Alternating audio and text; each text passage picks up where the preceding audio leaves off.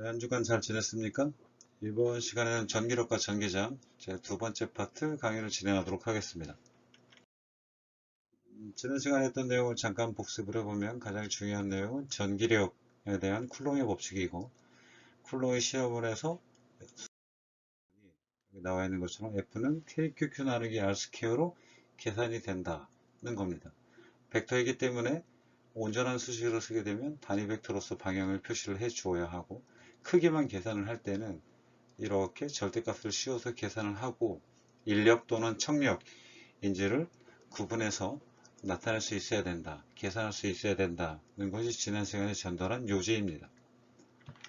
이외에 K는 비례상수로서 그 크기가 8.99 곱하기 10의 9승 정도의 아주 큰 크기를 갖는다는 것, 엡실론 제로라고 되어 있는 것은 진공에서의 유전율이고, 뒤에서 축전기와 유전체 파트에서 좀 더 자세히 언급하도록 하겠습니다.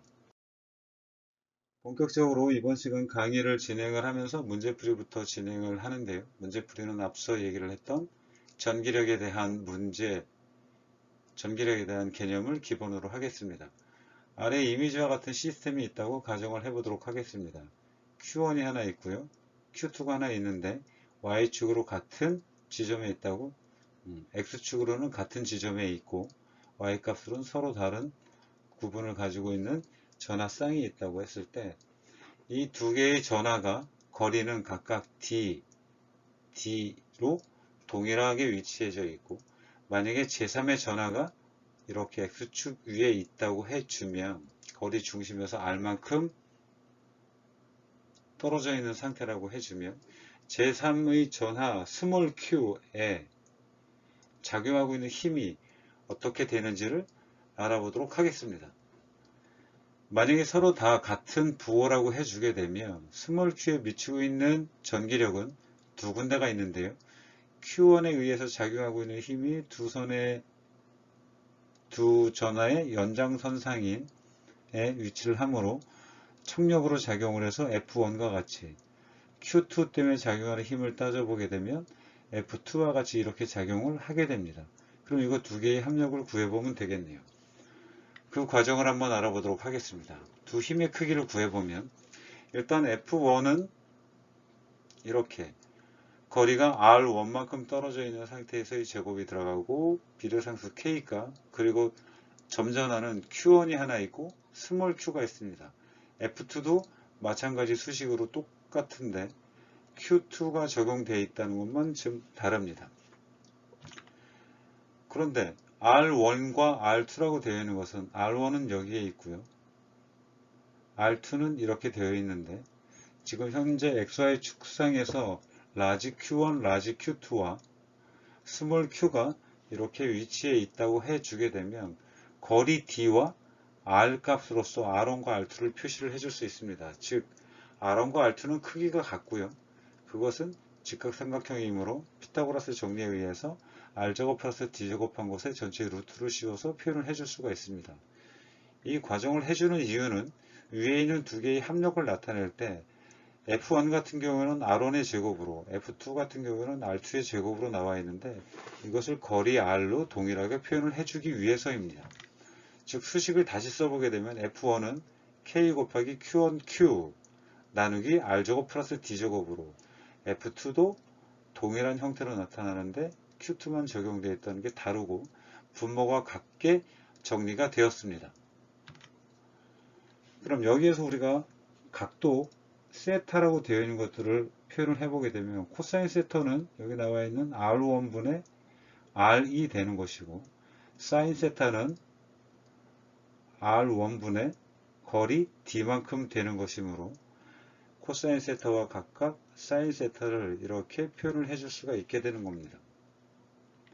수식이 복잡하게 정리가 되지만 왜 이렇게 정리를 하는지 결론을 살펴보고 그 과정을 쭉 따라오면 되니 너무 수식이 어려워하지 않기를 바랍니다. 합력의 X성분과 합력의 Y성분이라고 나타냈는데요. 앞서 우리가 문제를 풀 때 생각했던 것처럼 힘이 나타나게 되면 벡터이기 때문에 꼭 방향을 고려를 해 주어야 되고, 조금 전 앞에서 그림에서 나타내 보게 되면 F1과 F2가 각각 X축과 Y축의 합력으로 나타나기 때문에 fx 같은 경우에는 1번 힘의 X 성분과 2번 힘의 X 성분을 더해주면 되는 것입니다. 그런데 F1X는 다시 쓰게 되면 F1의 코사인 세타이고 F2X는 F2의 코사인 세타로 나타낼 수 있다는 것을 벡터 연산에서 이미 배웠습니다. 그러면 fx를 나타내 보게 되면 x 성분을 써주게 되면 fx의 크기는 이렇게 되는 것인데 거기에 코사인 세타는 조금 전에 정리했던 것처럼 이렇게 정리를 할 수 있고 사인 세타는 이렇게 정리를 해줄 수가 있으니 R1과 R2, 사인 세타, 코사인 세타가 모두 사라지고 분모가 동일한 채로 수식을 정리를 해줄 수가 있게 되는 것입니다. 다시 나타내 보게 되면 위에 있는 텀 중에서 r제곱 플러스 d제곱과 여기 나와 있는 r제곱 플러스 d제곱을 가만히 보면 여기는 전체 1승이고 여기는 전체 2분의 1승이므로 두 분모의 크기는 다르지만 성분이 같으므로 2분의 3승 지수 하나로 나타낼 수 있게 되는 것입니다. 두 번째 F2 같은 경우에도 동일한 지수 2분의 3승으로 정리가 된다는 것을 알 수 있습니다. 합력의 Y 성분을 나타내 보도록 하겠습니다. Y 성분 같은 경우에는 사인 세타를 취해주게 되는데요. 따라서 F1의 Y와 F2의 Y는 각각 F1의 사인 세타, F2의 사인 세타인데 F1 같은 경우에는 마이너스 부호가 붙습니다. 앞에 있는 그림이 기억이 나는지 모르겠습니다만 F1은 지금 현재 이렇게 플롯을 나타낼 수가 있고 X 성분 같은 경우에는 이렇게 플러스 성분을 갖게 되지만 Y 성분 같은 경우에는 아래쪽을 향하게 되므로 이 크기에 마이너스 부호를 붙여 아래쪽으로 향하고 있다는 것을 나타낸 것입니다. 따라서 이 수식을 온전하게 수식을 다시 나타내 보면 마이너스 K가 붙은 상태로 R제곱 D제곱분의 Q1Q 그리고 사인 세타 두 번째 F2 사인 세타는 플러스 K Q2Q 나누기 R제곱 플러스 D제곱의 사인 세타 이렇게 수식이 정리가 되는 것입니다. 마찬가지로 분모가 지금 현재 하나는 1승이고 하나는 2분의 1승이므로 분모를 통합을 해보게 되면 2분의 3승, 이쪽도 2분의 3승으로 나타나는데 이쪽이 마이너스 부호인 것을 알 수 있습니다. 결국 합력의 X 성분과 합력의 Y 성분을 각각 구해서 라는 것입니다. 그러면 결국 합력 F라는 것들은 X 성분과 Y 성분의 합이기 때문에 fx의 토탈 합과 fy의 토탈 합을 나타낸 이후 여기 i와 j 단위 벡터를 취해서 표현을 해 주었습니다. 가만히 성분을 보게 되면 앞에 있는 것들에서 공통인 것들을 앞으로 뽑아낸 이후에 뒤에 있는 성분을 정리를 해 보게 되면 Q1Q X 성분 같은 경우에는 이렇게 그리고 Y 성분 같은 경우에는 마이너스를 앞으로 뽑은 채로 정리를 했을 때 Q1-Q2 이렇게 정리가 되어 있다는 것입니다. 수식이 좀 복잡하게 나타나기는 하는데요. 이건 뭐 정리를 그냥 순서대로 쭉 따라서 하면 크게 무리 없이 따라올 수 있을 것 같습니다. 그런데 만약에 제3의 전하가 아주 멀리 떨어져 있다면 그 힘의 성질이 어떻게 될 건지를 판단해 보라고 합니다. 제3의 전하가 어딘지를 가만히 생각을 해보게 되면 Q1이 여기 있고 Q2가 여기 있는 상태에서 Q2이고 제3의 전하 Q가 이렇게 있는데 요거 둘 사이의 거리를 우리가 아까 2D라고 나타낼 수 있고 이 거리를 R이라고 나타낼 수 있는데 R이 D보다 매우 크게 되면 R이 D를 무시할 만큼 아주 커버리게 되면 어떤 현상이 생기냐면 원래 주어져 있던 우리가 계산을 했던 합력 같은 경우에는 수식이 이렇게 정리가 됩니다만 D가 사실상 의미가 없게 되는 것이죠. 예를 들어서 R이 1m라고 하는데 D가 뭐 10의 마이너스 6승미터, 10의 마이너스 9승미터 그런 식으로 작아지게 되면 이게 의미가 거의 없다는 얘기입니다. 따라서 D가 이쪽 부분이 사라지고 앞에 있는 이 D도 같이 사라지게 됩니다. 그럼 수식을 정리를 해보게 되면 R 제곱분의 2분의 3승이니까 R의 3승이 나오는데 여기 있는 R이 하나 있어서 곱하기를 해주게 되면 결국 분모는 R 제곱으로 결정이 되고 이 뒤에 있는 항이 모두 사라지게 되므로 남아있는 것은 Q1, Q2의 X 성분만 살아있게 된다는 것이죠. 결과적으로 수식을 정리를 해주면 근사값으로 K 곱하기 Q 스몰 q 하나와 Q1, Q2 둘이 더한 것 하나 사이에 작용하는 전자기력과 같게 된다는 얘기입니다. 다시 한번 얘기를 해보면 Q1이 여기 있고 Q2가 여기 있는데 R이라고 되어 있는 것이 상대적으로 이렇게 멀리 있게 되면 결국 Q1이 여기에 있고 Q2가 여기에 있는데 그 제3의 전하 스몰 q가 이렇게 멀리 떨어져 있게 되면 이 세 개 사이에 작용하는 전기력 같은 경우에는 얘네 둘이 합친 상태의 하나의 전하와 제3의 전하 스몰 q 사이에 작용하는 전기력과 같은 식으로 나타낼 수 있다는 얘기입니다. 그래서 합력의 크기는 Q1과 Q2가 비교적 가까이 있을 때의 점전하인 것처럼 행동을 하는 전기력으로 나타난다 라는 얘기입니다. 만약에 Q1, Q2가 제로이면 전기력은 0인가 하는 그 질문을 남겼는데요. 아까는 문제가 둘 사이의 전하가 요 세 개의 전하가 성분이 모두 같다고 얘기를 했습니다. 그런 상태에서 척력이 작용을 하는 거니까 F1이 이렇게 작용을 하고 F2가 이렇게 작용을 하고 합력을 나타내 보면 이렇게 작용을 하니까 결국은 이러한 수식을 유도를 해냈는데요.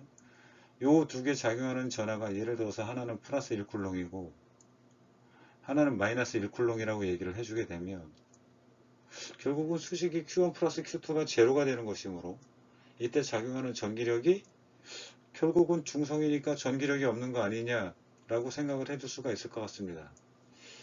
이것 같은 경우에는 제가 쉽게 얘기를 할 수도 있습니다만 여러분들이 찾아서 답을 달게 하는 퀴즈 문제로 제출하도록 하겠습니다. 이번 주에 퀴즈는 여기 나와 있는 만약 Q1 플러스 Q2가 제로이면 전기력이 0인지 아닌지를 판단하고 그 이유를 간단하게 작성하는 것으로 출제하겠습니다. 강의를 듣고 내용을 찾아서 답을 작성하기 바랍니다. 전기력 파트 얘기가 끝났고요. 전기장에 대한 개념을 전달하도록 하겠습니다. 전기장이라고 하는 것은 전하가 공간상에서 위치하고 있을 때 그 전기력을 이렇게 공간에 미치게 됩니다. 그런데 이 전기력을 전달하는 매개체를 우리가 전기장이라고 얘기를 해줍니다. 전기장이 여기 나와 있는 파란색이 중요한 의미인데요. 혹시 처음 듣는 학생이라면 이 개념을 잘 암기하고 기억을 해두도록 합니다. 단위 전하당 가해지고 있는 전기력을 우리가 전기장으로 정의합니다. 무조건 암기합니다. 단위 연산은 뒤에서 보여주겠지만 그 전기장의 단위는 뉴턴 퍼 쿨롱의 단위를 갖습니다. 전기장은 벡터 물리량입니다. 따라서 크기와 방향이 모두 언급이 돼야 되고 방향 같은 경우에는 특히 양전하가 받는 힘의 방향으로 전기장을 나타냅니다. 무슨 뜻인지는 조금 이따 그림을 통해서 설명을 하도록 하겠습니다. 전하 Q가 공간상에서 만드는 전기장을 우리가 나타내 보면 수식으로 단위 전하당 가해지는 전기력을 전기장이라고 했으므로 이렇게 단위 전하 Q0에 가해지고 있는 힘 F를 나타내서 전기장으로 정의를 해줍니다. 풀어서 써보면 F 같은 경우에는 K 곱하기 QQ 나누기 R 제곱이라고 했습니다. 그러니까 이렇게 수식을 하나 써줄 수가 있고요. Q0로 나눠야 하므로 Q0로 이렇게 나눠서 표시를 해주게 되면 벡터라는 표시를 쓴 이후에 이것의 최종적인 전기장의 폼은 K2 곱하기 R 제곱분의 Q로 결정이 되는 겁니다. 여기 있는 Q는 이 Q가 있음으로써 주변에 신호를 내보낸다 라고 생각을 해주면 됩니다. 그러면 그 방향에 대해서 한번 언급을 해보도록 하겠습니다. 크기는 이와 같이 구하고요. 방향을 보게 되면 아까 방향은 양전하가 받는 힘의 방향이라고 얘기를 했습니다. 예를 들면 여기 있는 전하가 있는데 전하가 가진 A라는 전하가 있고 B라는 전하가 있는데 둘 다 플러스이므로 이 두 전하 같은 경우에는 척력이 작용을 해서 이렇게 서로 밀어내는 방향으로 힘이 작용을 하고 있다는 것입니다. 그런데 물체 B라는 것들을 제거를 하게 되면 제거를 하고 이 위치를 그냥 단순하게 무엇인가 있는 점으로만 표시를 해주게 되면 이 위치를 우리가 표시를 해주면 이 위치에서는 지금 현재 양전하일 때 우측으로 이렇게 힘을 받고 있다고 조금 전에 얘기를 했습니다. 그러면 결과적으로 얘기를 해보면 이 시험 전화에 전화가 있건 없건 이쪽에서 만약에 양전화가 있다고 해주면 우측으로 이렇게 힘을 받게 된다는 거죠. 이 우측으로 힘을 받게 되는데 이 힘을 받게 되는 이유가 플러스 전화를 가진 A가 이쪽에 있기 때문입니다. 결과적으로 얘기를 해보면 플러스로 대전되어 있는 물체 A가 있음으로 해서 주변에 있는 이 물체는 우측으로, 양전하가 우측으로 힘을 받는 거고, 양전하가 만약에 이쪽에 있다고 얘기를 해주면 양전하는 이렇게 밀어내는 청력이 작용을 하므로 좌측으로 힘을 받게 되는 것입니다. 이것이 바로 이 전하가 가지고 있는 전기장의 방향을 나타내는 것이죠. 결론적으로 얘기를 해주게 되면 이쪽에 지금 현재 그림이 작아서 잘 보이지는 않습니다만 플러스 전하가 이렇게 위치하고 있을 때는 전기장의 방향을 벡터로 표시를 해서 화살표로 나타냈을 때 이렇게 밖으로 나가고 있다는 것을 알 수 있습니다. 이렇게 점점 나가고 있는데 이쪽에 있는 전기장은 크기가 큰 것이고요. 이쪽에 있는 전기장은 크기가 작다는 것을 화살표로서 나타내고 있는 것입니다. 결론적으로 얘기를 해보면 전기장은 전하에 의해서 전기력이 미치는 공간을 나타내고 있는데 벡터 물리량이고 그것에 대한 크기는 K2 곱하기 전하가 가지고 있는 전하 Q 나누기 R제곱으로 나타낸다. 방향은 플러스에서는 밖으로 나가는 방향이고 만약에 마이너스 전하가 이렇게 있다고 해주면 시험 전하를 놓았을 때 마이너스 쪽으로 가게 될 테니 안으로 수렴하는 쪽으로 나타나는 것이 전기장의 방향이라는 것입니다. 앞선 전기력과 밀접한 관계가 있지만 전기장은 또 다른 하나의 벡터 물리량이라는 것들을 잘 기억을 하고 그 크기와 방향에 대해서도 잘 기억을 해두도록 합니다. 그래서 보통 여기 이미지에 나와 있는 것처럼 전기장에 대해서는 이 그림을 통해서 여러 가지 것들을 확인을 해줄 수가 있게 되는데요. 플러스로 대전되어 있는 것들이 플러스로 대전되어 있는 물체 기반으로 해서 전기장이 우측으로 향하고 있다. 양전하를 밀어나는 방향이니까 그렇습니다. 전기력 같은 경우에 입장을 보게 되면 양전하이기 때문에 이렇게 우측으로 작용한다는 것을 알 수 있습니다. 여기 플러스 Q로 대전되어 있는 물체인데 마이너스로 대전되어 있는 물체가 가만히 있다고 해주면 작용하는 힘을 보게 되면 당연히 이쪽 안쪽으로 인력이 이렇게 작용을 하고 있습니다만 전기장의 방향은 이 전하와는 관계없이 이 라지 Q에 의해서 결정되는 것이기 때문에 플러스이기 때문에 발산하는 쪽으로 즉 우측으로 이렇게 전기장이 나타난다는 것을 알 수 있어야 됩니다.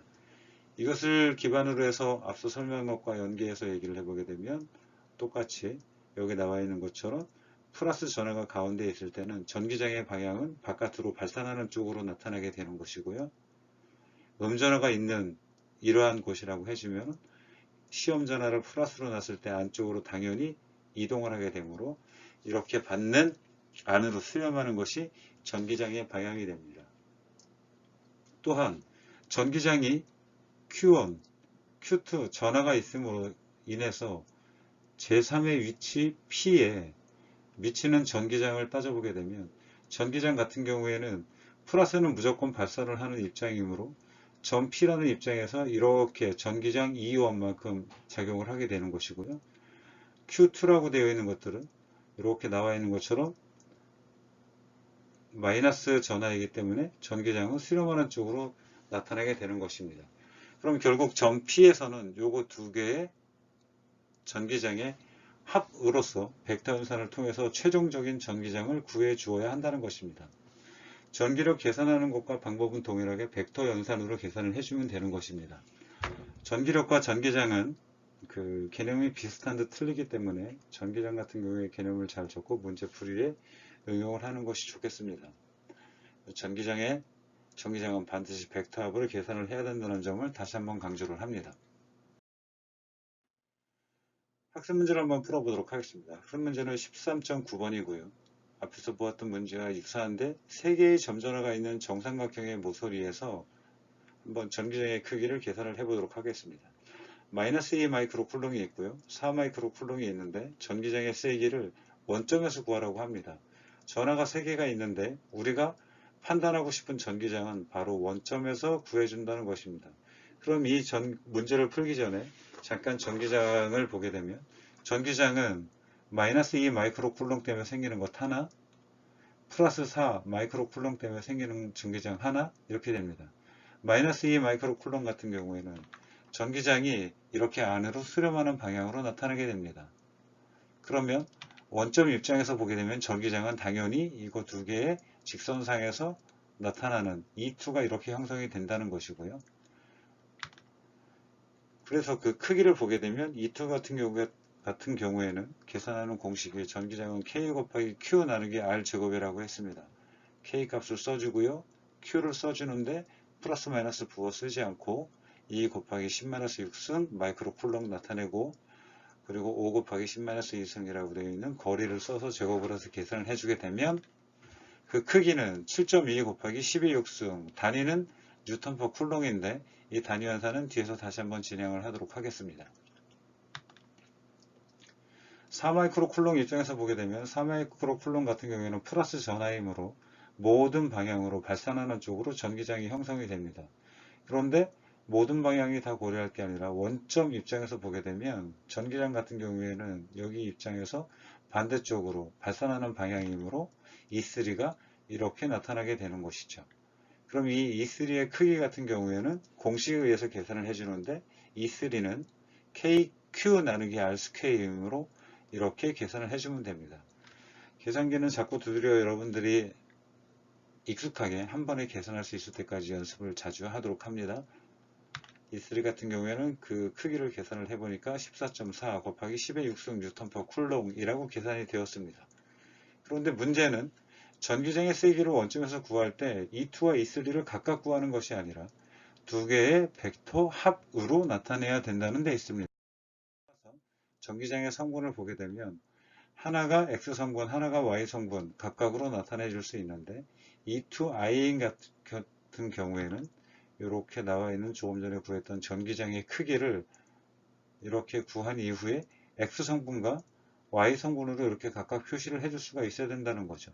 X성분은 플러스, Y성분도 플러스가 나올 것 같고 이쪽 각도가 60도이므로 각각 X성분은 코사인 세타를 취하고 Y성분은 사인 세타를 취해서 계산을 해주게 되면 그것의 크기가 각각 이렇게 I 6.2 곱하기 12 6승 뉴턴 퍼 쿨롱의 J로 결정이 되는 것입니다. E3 같은 경우에는 4마이크로 쿨롱에 의해서 결정되는 전기장은 아까 좌측으로만 향하는 전기장이 생긴다고 얘기를 해주었는데 가만히 보면 Y 성분이 없다는 것을 알 수 있습니다. 즉 순수하게 X 성분만 있는 것이죠. 그러니 우리가 계산을 했던 그 값 14.44 곱하기 12승 뉴턴 퍼 쿨롱인데 방향이 X축의 반대이므로 마이너스를 붙여 표현을 해주었습니다. 즉 전기장의 성분은 X성분은 X성분끼리니까 여기 있는 성분과 여기 밑에 있는 성분을 둘이 연산을 해주게 되면 결국 3.6 하고 마이너스 14.44로 계산이 될 테니 그 크기는 마이너스 10.8 뉴턴 쿨롱 10에 마이너스 6승이 빠졌네요. 이거 10-6승이라고 표현이 되어야 되는데 제가 실수를 한 것 같습니다. 여기도 지금 10-6승이 빠졌는데 10-6승 쓰고 뉴턴 퍼 쿨롱으로 계산이 되는 것입니다. 2의 y 같은 경우에는 x 성분은 계산을 했고 E2에 의해서 생긴 y 성분만 남아 있으므로 6.2 곱하기 10의 10-6승 뉴턴 퍼 쿨롱으로 계산이 되는 것입니다. 이렇게 해서 합쳐진 벡터 연산에 의해서 전기장의 연산을 해줄 수가 있게 됩니다. E2 이렇게 되고요. E3 이렇게 되고요. 이런 것들에 대한 합벡터로 계산을 해줘야 되는 얘기입니다. 두 번째 문제입니다. 마이너스 3 마이크로 쿨롱에 가해지고 있는 힘이 얼마인지를 구해보라고 합니다.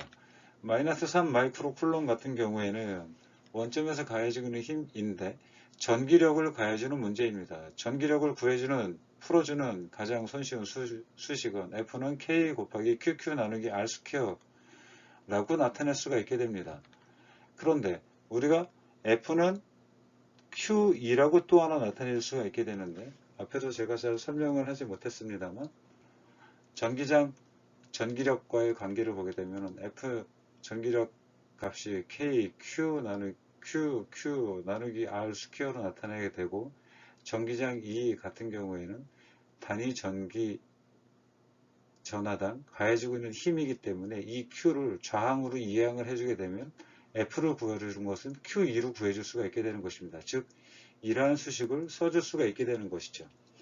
위에 있는 수식 같은 경우에는 두 개의 점전하의 크기와 거리가 나와 있을 때 유용한 수식이고, 밑에 있는 수식 같은 경우에는 전기력을 구해줄 때 전기장과 그 전기장 하에 놓여 있는 전하 하나의 크기를 알면 전기력을 구해줄 수 있는 것입니다.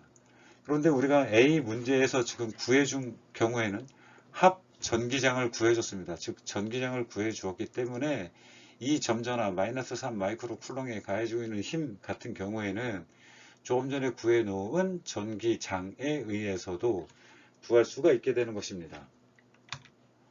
즉 마이너스 3 마이크로 쿨롱을 써주게 되고요.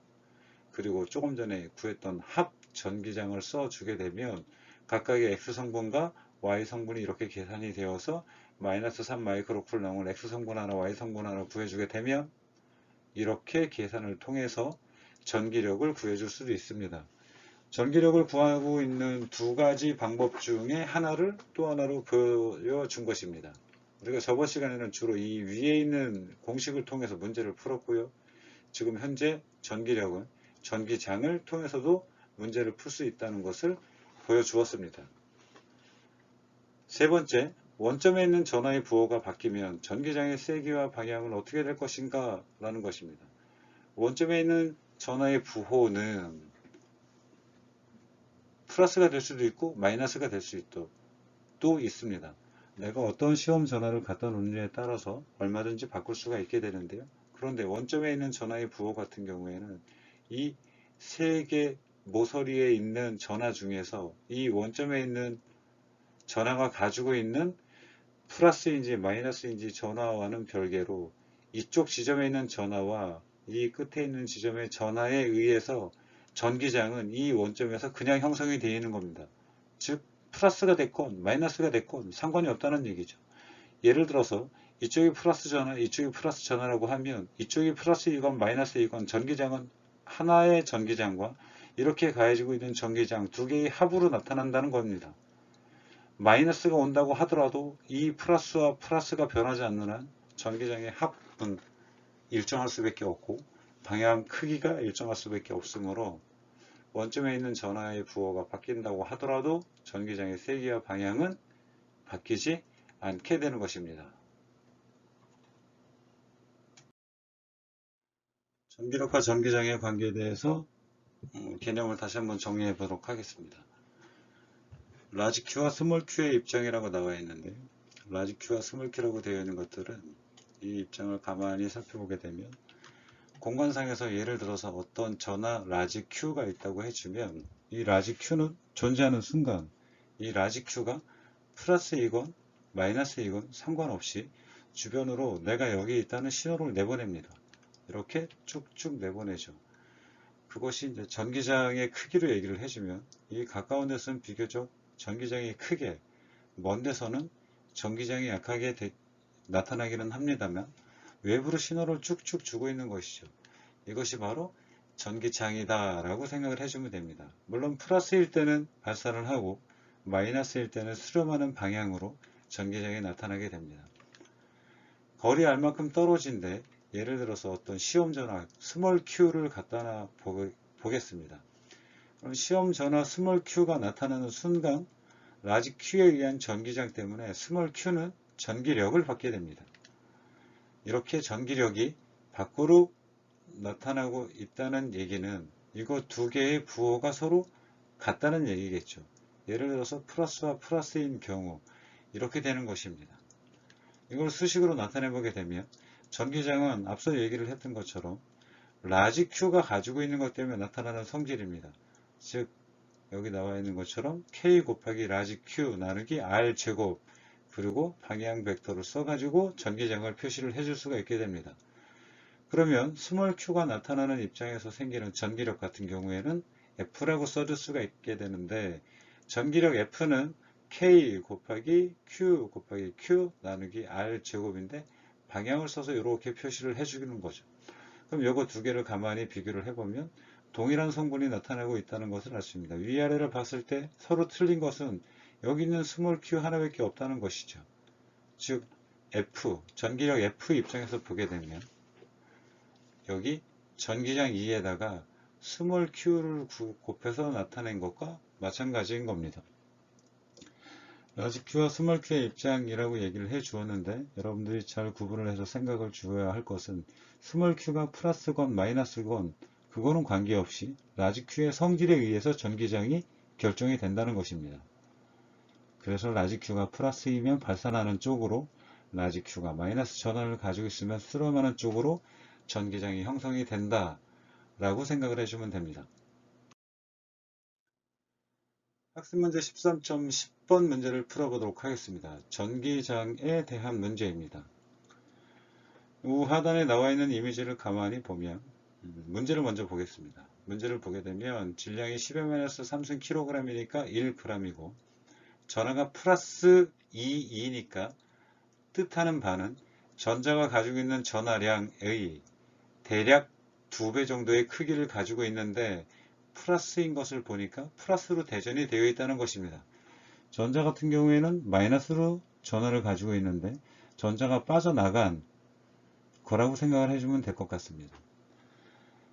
당연히 물방울이 있게 되면은 지구 중력장 하에서는 밑으로 떨어져야 되는데 지표면 근처에서 수직 방향으로 어떤 크기의 전기장을 걸어야 이 물방울이 평형 상태에 있겠는가 라는 겁니다.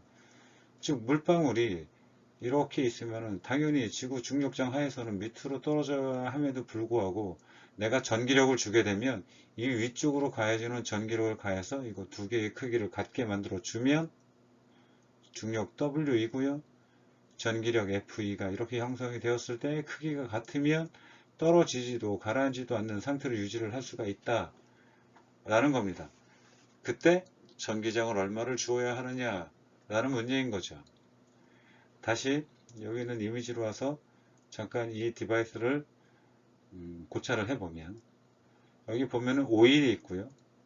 오일을 이 스포이드를 통해서 분무를 할 수 있게 만들어 놨습니다. 분무를 하면 아주 작은 액적으로 이렇게 오일 스프레이라고 되어 있는 표현, 이렇게 작은 알갱이들로 분무가 되게 되는데요. 당연히 지구 중력장 하에서는 밑으로 떨어져야 됩니다. 그런데 밑으로 이렇게 떨어지고 있는 가운데 외부에서 에너지를 조사하면, 예를 들어서 엑스레이 같은 것들을 조사를 해주게 되면 내가 임의로 대전을 해줄 수가 있게 되는 것이죠.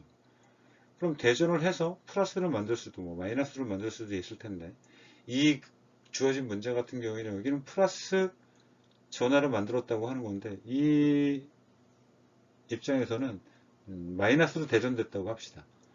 그러면 요 두 개의 양단을 전위차를 주어서 이쪽을 플러스로 이쪽을 마이너스로 유지를 해주게 되면 전위를 주게 되면 여기 있는 마이너스 입자는 위쪽이 플러스이기 때문에 전기적인 인력을 받을 수 있는 여지가 있고 이렇게 위쪽으로 작용하고 있는 전기력을 적절하게 주게 되면 결국 밑으로 떨어지는 중력과 위쪽으로 가해지고 있는 전기력의 크기를 조정을 해서 밑으로 떨어지지도 않고 올라가지도 않게 만들 수가 있다는 겁니다.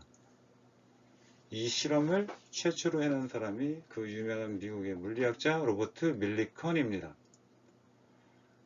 전자를 최초로 발견을 해낸 사람, 전자에 대한 이펙트, 음극선관에 대해서 근대적으로 기여를 한 물리학자가 J.J. 톰슨이라고 하는 분인데요. J.J. 톰슨의 연구팀들이 전자라는 물질이 가지고 있는 전하량이 얼마인지를 알아내기 위해서 많은 실험을 진행을 했는데 결코 쉽지가 않았죠. 그래서 이러한 디바이스로 고안을 해가지고 테스트를 했는데 초기에는 그 실험을 물방울을 써서 밑으로 떨어뜨리는데 얼마나 속도가 느려지는지 그런 것들을 주로 연구를 해서 전자가 가지는 전하량을 알아내려고 노력을 했습니다. 그런데 그게 쉽지가 않았죠. 그래서 밀리컨이 고안을 해낸 것이 이렇게 밑으로 떨어지는데 밑으로 떨어지는 속도를 더디게 할 게 아니라 떨어지지도 올라가지도 않고 이렇게 고정되어 있는 입자의 전하량을 계산하는 방법으로 전환을 해서 조금 진전을 이루었고 물방울을 실험을 하면서 계속 증발을 하니까 문제가 생겨서 잘 증발하지 않는 오일을 떨어뜨려서 떨어지지도 올라가지도 않게 만드는 시스템을 이용을 해서 단연간 실험을 반복했고 그 실험에 대한 결과를 정리를 해서 결국 전자 하나가 가지고 있는 전하량을 최초로 근대적으로 정밀하게 계산을 해낸 사람이 바로 로버트 밀리컨입니다. 그 업적으로 노벨상을 받게 되죠. 사후에 좀 많은 논란이 있기는 했었습니다만, 연구 윤리 관련해서 많은 문제가 있기는 했었습니다만, 결과적으로는 큰 문제 없이 오히려 좀 결백한 점들이 밝혀져서 전자의 그 전하량을 최초로 계산을 해낸 사람으로 지금 현재 기억이 되어 있습니다. 그럼 다시 문제로 돌아와서 이 문제를 풀기 위해서 아까 언급을 했던 것처럼 중력과 전기력을 적절하게 조절을 해서 전기량이 얼마인지를 구해주는 문제입니다. 문제를 풀 때는 누누이 강조를 했던 것처럼 수식을 먼저 완벽히 정리를 하고 수식을 정리를 해서 구하려고 하는 것으로 유도를 한 이후에 대입을 해서 문제를 푸는 방법을 택하도록 합니다. 중력에 대한 수식은 여러분들 잘 알고 있는 것처럼 W는 mg라는 수식으로 써줄 수가 있게 됩니다. 힘 관점에서 보게 되면 중력 W는 mg라고 써줄 수가 있게 되고요. 힘 관점에서 전기력은 두 가지 공식을 써서 나타낼 수 있습니다만 우리가 전기장에 대한 문제를 풀어야 하니 당연히 전기장에 관계되어 있는 수식 Q2를 써서 구해집니다. 이 두 개의 수식이 방향이 반대이고 크기가 같아야 하므로 이퀄로 처리를 한 이후에 전기장에 대해서 수식을 정리를 해보면 전기장 2는 mg 나누기 q로 결정을 해줄 수가 있게 됩니다. 나머지는 모두 대입을 해주면 됩니다. m은 질량이니까 10-3 kg, g는 중력 가속도이므로 9.8m/s 제곱, 스몰 q는 전하량인데 전하량의 크기는 플러스 2 전자의 전하량이므로 대입을 해줍니다. 이렇게 대입을 해줍니다. 전자 하나가 가지고 있는 전하량에 2배를 넣어서 전하량까지 넣고 계산을 해주게 되면 계산기는 정확하게 한 번만 잡고 눌러서 모든 계산을 완료하도록 합니다. 그러면 그 크기는 3.1 곱하기 10의 16승이라고 나오고요. 전기장의 단위는 여기 써 있는 것처럼 뉴턴 퍼 쿨럼으로 계산이 돼서 이 정도의 전기량을 벌어주게 되면 물방울이 기름방울이 밑으로 떨어지지도 않고 위로 올라가지도 않는 상태의 평형을 유지할 수 있게 된다라는 겁니다. 전기력과 전기장, 중력까지 관계된 아주 좋은 문제이므로 문제를 한번 수기로 풀어보기를 바랍니다. 다음 문제입니다. 학습문제 13.11번인데요. 스몰 q가 1.6 곱하기 10-19승 쿨럼으로 주어져 있습니다. 전자 또는 양성자가 가지는 전하량과 같습니다. 그리고 이때 질량이 1.67 곱하기 10-27승 kg인 양성자가 있습니다. 이 양성자가 전기장이 2는 500N/s 쿨럼인 곳에서 움직이고 있다고 하면 양성자가 받는 힘과 가속도가 얼마인지를 구하라고 합니다. 구하려고 하는 게 뭔지를 보니까 힘과 가속도를 구하라고 합니다. 그럼 우리가 힘에 대한 수식, 가속도에 대한 수식 그런 것들을 알 수 있어야 되는데요. 지금 현재 주어져 있는 것은 전기장에 대한, 전기력에 대한 문제이므로 힘은 전기력에 대한 수식인 F 이퀄 Q2를 써서 나타낼 수 있고 여기에서 힘을 구해줄 때 Q와 E가 각각 주어져 있으므로 Q를 넣고 전기장을 넣고 계산을 해주게 되면 8 곱하기 10-17승이고 힘에 대한 단위 뉴턴을 써서 문제를 완성을 합니다. 두 번째는 가속도를 구하려고 하는 문제인데요. 가속도는 가만히 생각을 해보니 최근에 언급을 한 적은 없습니다만 우리가 1학기 때 이미 가속도에 대한 공식을 충분히 공부를 했습니다. 뉴턴에 의한 또 등가속도 법칙에 의한 가속도가 언급이 되는데요. 가속도는 F는 ma라는 수식에서 A에 대해서 정리를 해주게 되면 F 나누기 M이라는 것들로 정리를 해줄 수 있습니다. 즉 전기력에 대한 힘은 위에서 조금 전에 구해 주었고 질량은 위에 문제에서 주어져 있으므로 넣고 계산을 해주게 되면 이렇게 되고 4.8 곱하기 10의 10승 단위는 가속도이므로 m/s 제곱을 써주어 답을 완성을 합니다. 아주 많은 문제풀이가 있는데요. 여러분들 문제풀이를 할 때 가끔 그런 생각을 하는 것이 좋습니다. 물론 제가 진행하는 강의를 충실히 듣는 학생도 아니면 약간 천천히 여유있게 듣는 학생도 있겠지만 어느 날 갑자기 예를 들어 13장 공부를 다 하고 난 다음에 내가 13장에 대해서 얼마나 잘 이해를 하고 있는가를 한번 확인해 보기 위해서는 가장 좋은 방법 중에 하나가 13장 내에 있는 문제 아무거나 풀어보는 겁니다.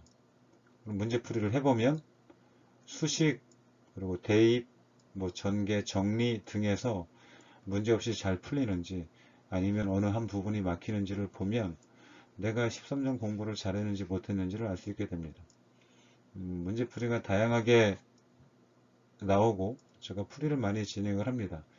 이 과정을 통해서 여러분들의 실력을 검증을 하고 이해를 다시 한번 검증을 하는 시간을 가지면 좋겠습니다. 전기 위치 기간, 엘렉트로 로케이션이라고 되어 있는 개념을 잠깐 소개하도록 하겠습니다. 읽기가 좀 쉽지는 않은데요. 김나쿠스 나일로티쿠스라고 되어 있는 물고기입니다. 물고기는 전기와 관계되어 있는 물고기가 여러 가지가 있습니다. 전기 메기도 있고요. 전기 홍어도 있고요. 여러 가지 물고기들이 있습니다. 그 물고기들은 기전력을 이용을 해서 포식 활동을 하기도 하고 자기 몸을 지키기도 하는데, 이 김나쿠스 나일로티쿠스라고 되어 있는 물고기는 어렸을 때는 생긴 건 이렇게 생겼습니다. 어렸을 때는 잘 안 보입니다만 이 부분, 눈으로 되어 있는 이 부분이 감각이 살아있어서 포식자를 피해서 도망가기도 하고 또는 먹이를 얻는 행위를 하는데 시력을 이용을 합니다만, 성체가 되어가면서 시력이 퇴화를 해서 다 크게 되면 시력이 완전히 없어지게 된다는 겁니다. 그러면 이 물고기는 도대체 어떻게 먹고 살고 도망을 가고 할 것이냐 라는 것들을 조사를 해 보았더니, 이 물고기가 기가 막히게도 몸의 일부분을 플러스로 대전을 시키고 몸의 일부분을 마이너스로 대전을 시켜서 일종의 전기장을 형성을 할 수 있게 된다는 겁니다. 여기 나와 있는 곡선은, 녹색으로 나와 있는 곡선은 전기장을 얘기를 해주고 있는데요. 전기장이라고 되는 것이 플러스에서는 발산한다 그랬고 마이너스에서는 수렴한다고 했는데, 물고기 자체가 정기적으로 중성이니까 부분적으로 플러스 마이너스를 분리를 할 수 있다고는 하더라도 전체적으로는 정기적으로 중성이어서 플러스로 발산된 것이 마이너스로 이렇게 들어가는 전기장이 형성이 된다는 겁니다.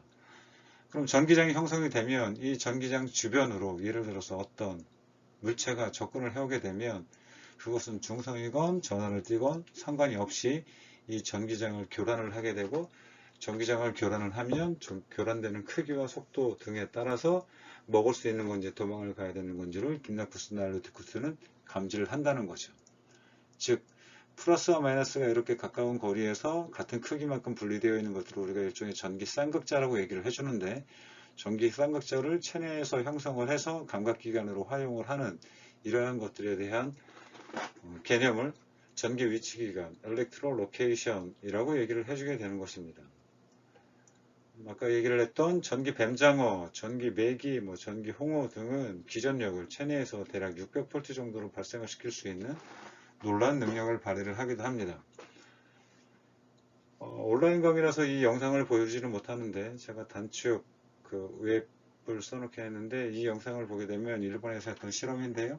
전기 메기, 전기 뱀장어를 베이스로 해서 수조에 넣고 거기서 발생하는 기전력 베이스로 해서 크리스마스 트리를 밝게 빛나게 하는 디바이스를 소개하고 있습니다. 전자기에 대한 학문을 공부를 하면서 전기력과 전기장에 대한 이런저런 것들 의미를 전달하고 싶어서 넣어둔 것이니 시간이 날 때 이 주소를 쳐서 한번 확인을 해보면 재미있을 거라고 생각을 합니다. 전기력선 얘기를 해보도록 하겠습니다. 전기력선은 전기장의 세기를 화살표로 나타낸 것을 우리가 전기력선이라고 얘기를 해줍니다. 그래서 우리가 전기장 같은 경우에는 플러스 물체 또는 마이너스 물체가 주변에 있다고 하더라도 플러스가 발산하고 마이너스가 수렴한다는 전기장의 개념을 이해하기가 또는 눈으로 확인을 할 수가 없으므로, 이해하기가 쉽지 않으므로 이런 것들을 눈으로 잘 보이게끔 표시를 해준 것이 바로 전기력선이라고 봐주면 됩니다. 전기력선은 규칙이 전기장에서 얘기하는 것과 동일한데요. 양전하에서 나와서 음전하로 들어간다는 겁니다. 즉 양전하에서는 발산을 하고 음전하로는 수렴을 한다라는 것이고요. 전기장의 방향이 전기력선의 접선 방향이라고 하는 겁니다. 이 밑에 이미지를 보게 되면 이렇게 구부러진 곡선으로 나타나는 것들이 바로 전기력선인데요. 전기장의 방향은 위치에 따라서 각각 달라지는데요. 예를 들면 여기 있는 위치에서의 전기장의 방향과 여기 있는 위치에서의 전기장의 방향이 서로 다르다는 겁니다. 지금 현재는 플러스 두 개에 의해서 생긴 그 전기장, 전기력선을 나타내고 있는 건데요. 예를 들어서 이쪽 위치 같은 경우에는 부분적인 전기장의 방향은 이렇게 접선 방향이 이쪽이고요. 이 위치에서는 전기장의 방향이 이렇게 접선 방향이 위쪽이라는 얘기인 겁니다. 이런 것들을 전기력선을 표시를 해주게 되면 전기장이 어떻게 형성이 되는지를 잘 알 수가 있고요. 또 전기력선의 전기장의 세기 같은 것들을 유출을 해줄 수가 있게 됩니다. 예를 들면 단일한 면적에 통과하고 있는 전기력선의 크기를 구해보면 조밀하게 단위 면적당 통과한 전기력선의 수가 많으면 전기장이 크다고 얘기를 해주고요. 여기는 지금 현재 이렇게 넓어지고 있으므로 안쪽에 있는 것보다 통과하고 있는 전기력선이 작을 텐데 이런 경우에는 전기장이 약하다라고 얘기를 해주는 겁니다. 그래서 전기력선 같은 경우에는 플러스에서 나오고 마이너스로 들어가는 그림으로 그리고 서로 교체하지 않는 상태로 나타나게 되면 거의 틀림이 없고 아마 여러분들이 이미 많은 물리시간을 통해서 본 적이 있을 거라고 판단이 됩니다. 우측에 있는 이미지는 구리로 되어 있는 두 개의 전극을 형성을 하고 플러스와 마이너스로 대전을 시킨 이후에 여긴 지금 현재 서로 같은 예를 들면 플러스 플러스 이렇게 대전을 시킨 상태에서 오일 위에 철심을 뿌리게 되면 서로 이렇게 발산하는 즉 여기 있는 이미지와 여기 있는 이미지와 같은 도식인데요. 서로 발산하고 있는 철심을 나타내고 있는 것이고요.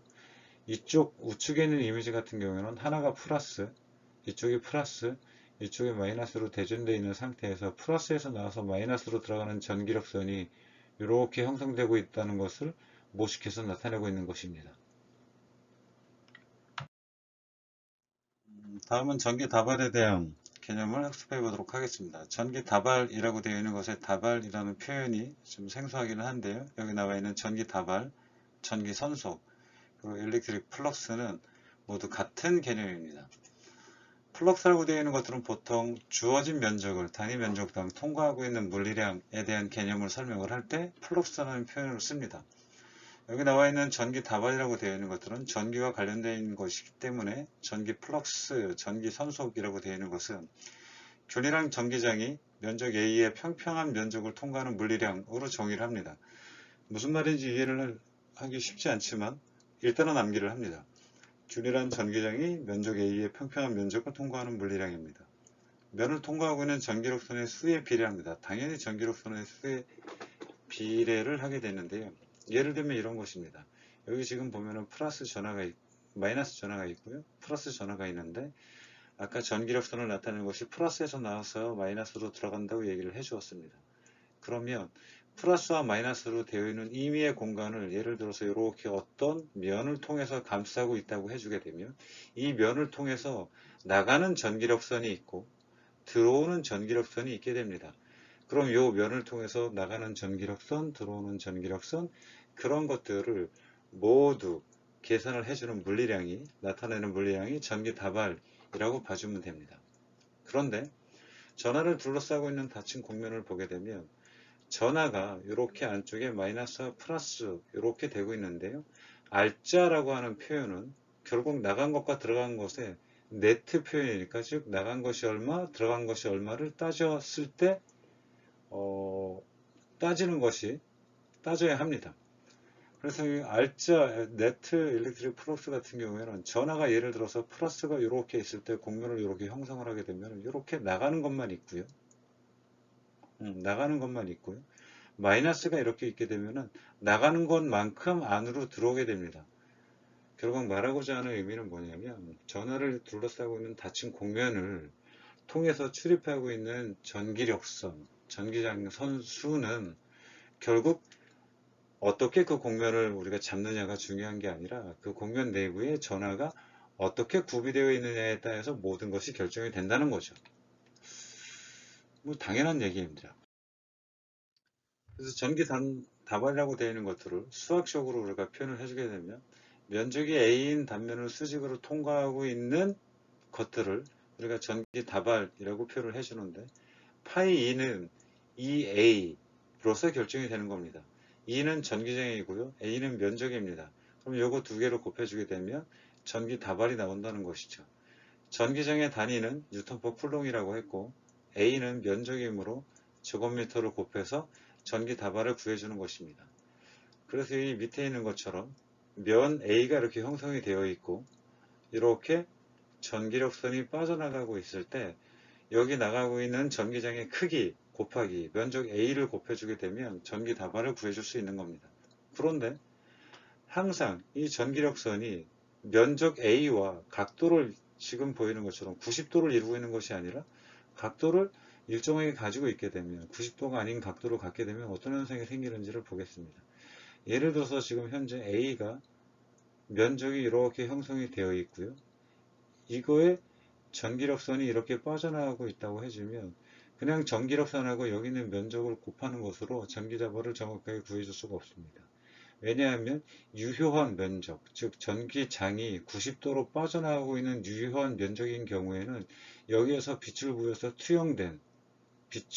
비추어서 투영된 면적인 A'이라고 되어 있는 이 뒤쪽으로 아마 이렇게 형성이 되어 있는 것 같습니다만 여기에 대한 면적이 실제로 유효한 면적이 되는 것입니다. 따라서 우리가 앞에서 보았던 전기 플러스를 구하는 공식 파이는 2 곱하기 A가 당연한데 이것은 전기력선과 면적이 90도를 이루고 있을 때이고 만약에 어떠한 각도를 이루고 있게 되면 파이 2의 2A' 진짜 우리가 구하려고 하는 것인데 그냥 A로만 주어지게 되면 이 전기장과 A가 이루고 있는 각도를 반드시 따져서 같이 계산을 해 주어야 된다는 얘기입니다. 그럼 2A 곱하기 코사인 세타로 결국 일렉트릭 플럭스가 결정이 되는데 코사인 세타 같은 경우에는 2A 맥스가 되는 경우가 있고 또는 2A 코사인 세타 즉 전기 플럭스가 제로가 되는 경우도 있습니다. 왜 그러냐면 여기 있는 코사인 세타는 우리가 각도를 가만히 살펴보게 되면 그 크기가 플러스 1부터 마이너스 1까지 변하게 되는 것이죠. 그러면 코사인 세타를 곱해서 0이 되는 케이스는 세타가 90도일 때입니다. 여기 있는 세타가 90도라는 것들을 가만히 보게 되면 여기 있는 전기력선과 면이 서로 나란히 있을 때가 되는 것이죠. 그래서 이런 경우에는 일렉트릭 플럭스가 제로가 되는 것입니다. 개념적으로 익혀두기를. 그래서 표면이 일정하게 여기 나와 있는 것처럼 표면이 일정하거나 일정하지 않거나 전기장이 균일하지 않으면 우리가 일렉트릭 플럭스를 구하는데 여러 가지 어려움이 있을 것 같기는 합니다만 우리가 일반적으로 쓰는 툴을 이용을 해주면 그래도 전기장을 쉽게 계산을 해줄 수가 있게 되는데 예를 들면 이런 겁니다. 지금 현재 면적이 이렇게 주어져 있는 가운데 안에 어떤 전하가 있어 가지고 이쪽으로 전기장이 이렇게 형성이 되어 있으면 여기 있는 작은 면적을 통해서 나가고 있는 전기장 그리고 면적과의 각도 이런 것들을 고려를 해서 전체적으로 일렉트릭 플럭스가 얼마인지 계산을 해줄 수가 있는데 면이 전기장과 이루고 있는 각도가 다 제각각인 경우에는 일단 모두 쪼개서 계산을 한다는 겁니다. 여기 나와 있는 의미는 2i 곱하기 델타 ai니까 면적을 하나 쪼개서 계산을 하고 그거에 해당하는 각도를 곱해서 이거를 작은 각도를 계산을 해준다라는 얘기입니다. 그럼 여기 있는 수식 같은 경우에는 일렉트릭 플럭스가 델타라고 되어 있는 하나의 작은 일렉트릭 플럭스를 하나 구해주면은 그것은 전기장 곱하기 그 면적에 해당하는 것만큼이라는 것이고 이런 것들 수식을 가만히 보면 여러분들이 기억이 나는지 모르겠습니다만 양변을 적분을 해서 구해주게 되면 우리가 일렉트릭 플러스를 구해줄 수 있게 됩니다. 즉 여기 있는 저항을 적분을 해서 나타나게 되면 당연히 파이 2라고 나오게 되고요. 리미트 A가 제로로 갈 때, 즉 무한히 많이 쪼갰을 때 시그마까지 써서 이 수식을 써주게 되면 실제로 계산을 하라는 것이 아니라 이렇게 적분식으로 표현이 된다는 것들을 기억을 해줍니다. 그래서 여러분들이 계산을 할 때 일렉트릭 플러스를 계산하기 위해서 알아야 될 공식은 크게 두 가지로 나타낼 수 있는데요. 일렉트릭 플럭스 같은 경우에는 우리가 계산을 할 때는 기본적으로 전기장 곱하기 A를 통해서 나타난다는 수식 하나, 만약에 각도가 있다고 해주면 코사인 세타를 취해줘야 하는 거고요. 또는 우리가 이것은 전기장을 면적에 적분을 해서 일렉트릭 플러스를 구해줄 수도 있다는 것입니다. 그래서 어떤 폐 곡면을 지나가고 있는 전기 다발이라고 해주게 되면 여기 있는 것처럼 각도에 따라서 코사인 세타가 이루고 있는 값 자체가 여러 가지 값들을 가질 수가 있습니다. 코사인 세타 같은 경우에는 여러분들 잘 알고 있겠지만 각 코사인 세타 그래프가 이렇게 플러스 1부터 마이너스 1까지 나오게 되는데요. 세타가 90도보다 작을 때는 여기를 90도를 기준으로 해서 항상 플러스가 되는 것이고요. 세타가 90도일 때는 이 값이 무조건 제로가 되는 것이고요. 세타가 90도부터 180도일 때는 이 값들이 모여도 마이너스 값을 나타내게 된다는 것입니다. 여기는 이미지를 통해서 여러분들이 계산하는 방법을 잠깐 보도록 하겠습니다. 지금 현재 하나의 곡면이 있고요. 이 곡면을 통해서 전기장이 형성이 되어 있는 가운데 전기장이 빠져나가고 있는 방향을 보게 되면 이렇게 좌하쪽에서 이렇게 우상 쪽으로 이동이 되고 있다는 것입니다. 그러면 하나의 폐 곡면에는 서로 다양한 면들이 서로 다른 방향을 향하고 있게 되는데요. 이런 경우에 예를 들어서 1번, 2번, 3번 같은 경우에 일렉트릭 플럭스가 형성되는 케이스를 보게 되면 어떻게 형성이 되는지 잠깐 보도록 하겠습니다. 1번 같은 경우에는 이쪽 면을 통해서 전기장이 빠져나가는데 이 부분을 우리가 다시 한번 확대를 해서 생각을 해보게 되면 전기장은 사실상 이렇게 빠져나가고 있는데 이 각도가 면과 전기장이 이루고 있는 각도가 90도를 이루고 있는 것이 아니므로 아까 언급을 했던 것처럼 이럴 때는 코사인 세타를 취해서 여기 있는 세타를 코사인 세타를 취해서 계산을 해주게 되면 실질적인 일렉트릭 플럭스를 구해줄 수가 있는데 언뜻 보아도 세타가 90도보다 작으므로 플러스 일렉트릭 플럭스를 가지고 있다는 것들을 알 수 있게 됩니다. 두 번째 케이스 같은 경우에는 전기장이 빠져나가고 면과 같이 확대를 해서 이미지를 나타내게 되면 아까 언급을 했던 것처럼 전기장의 방향과 면적의 방향이 서로 나란하게 형성이 되어 있기 때문에 이럴 때는 전기장이 제로가 되는 케이스가 되는 겁니다. 세 번째 케이스 같은 경우에는 확대를 해서 나타내 보게 되면 전기장 같은 경우에는 여기 나와 있는 이미지처럼 면을 통해서 이렇게 빠져나가고 있는데 면이 형성되어 있는 이쪽 부분은 현재 법선으로 나와 있는 부분이 이렇게 되어 있습니다. 따라서 전기장과 면이 향하고 있는 방향을 보게 되면 이 각도가 90도가 커지기 때문에 마이너스의 일렉트릭 플럭스를 가진다는 것들을 알 수 있게 되는 것입니다. 계산은 뒤에서 여러분들이 다시 한번 해보게 되겠습니다만 아까 언급을 했던 것처럼 전기 플럭스를 구해주는 방법 두 가지, 전기장이 일정할 때와 일정하지 않을 때 면적에 따라서 구해주는 방법을 여러분들이 익히고 활용을 하면 좋겠습니다. 네, 이번 시간에는 전기장과 전기 다발에 대한 개념을 설명을 했는데 이해가 쉽지만은 않을 수도 있습니다. 특히 전기장의 벡터 연산해서 계산하는 방법, 그리고 전기 다발에서 면과 수직하는 유효한 성분을 계산하는 방법에 대해서 다시 한번 복습을 진행하기 바랍니다. 오늘 수업은 여기까지 마치도록 하겠습니다. 수고했습니다.